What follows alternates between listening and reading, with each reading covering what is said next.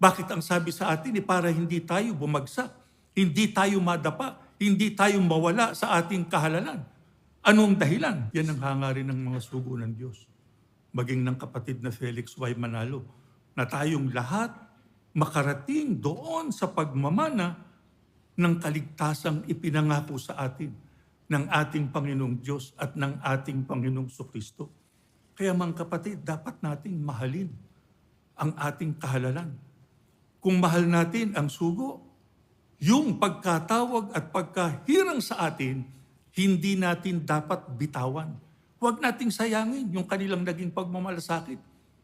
Ang sabi sa atin ng mga sugo ng Diyos, maging mapagbantayan niya kayo laban sa anumang makahahadlang sa inyong pagiging espiritual.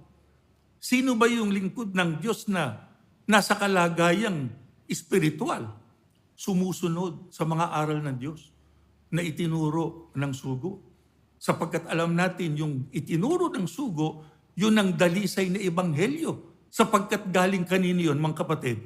Oo, sa Diyos. Huwag nating payagang yung naituro sa ating mga aral, mabitawan natin. Kailangan lagi nating hawak-hawak yun ng mahigpit. Paano po yung mahigpit na paghawak? Tinutupad natin, sinusunod natin.